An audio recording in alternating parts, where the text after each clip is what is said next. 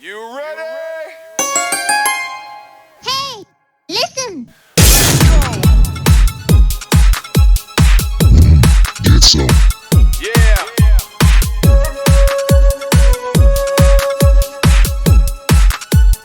Hey, listen!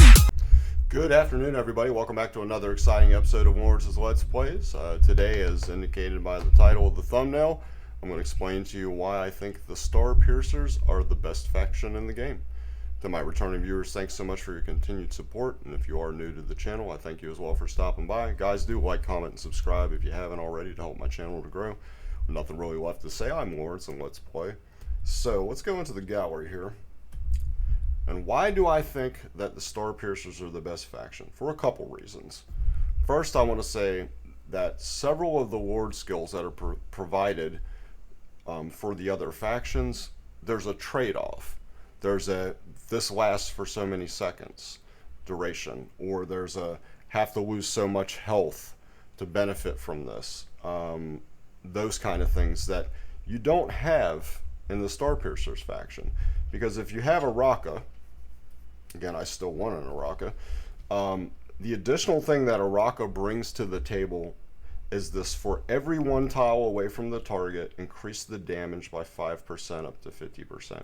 Keeping in mind that typically when you put a marksman down, they're going to have enemies several tiles away from them. So Araka is going to consistently provide your marksman in the Starpiercers faction a damage bonus.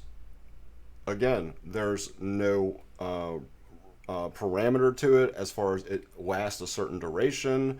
There's no, I gotta lose so much health for me to benefit from this. No, this just simply happens throughout the battle. So for someone like Toriel, this is a perfect example.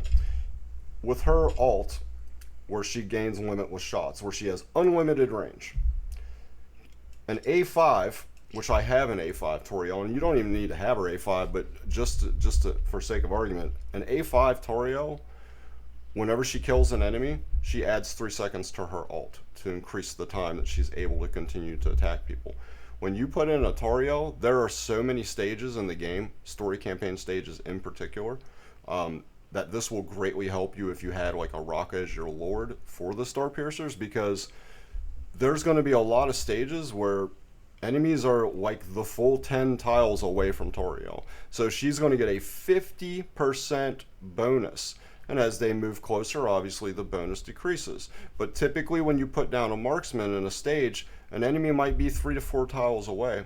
At a 5% increase, 3 is a 15% damage boost. 4 away is 20. If there's 6, 7 away, you see my point. It just continuously stacks up. And versus the other factions, like I said, I just don't think they're as good. You have Infernal, Pyro's cast, Destruction, Penetration increase, ignores 30% of defense and magic resistance. That's great. There's nothing wrong with that. And I really like Morrigan too, and I'd love to have Morrigan because my Vierna and my Captain Reeve would greatly benefit from this. Increases faction allies AoE damage by 25%. Enemies inflicted with any kind of control effect, like stun, freeze. You know, Captain Reeve's constantly slowing with his Brine Shield, stunning on his ult. Increases damage by 30%. Like, that's fantastic as well. To really benefit from the 30%, though, you're going to need to use allies in this faction that have the ability to crowd control, which I think most of them do. That's the whole point of the faction.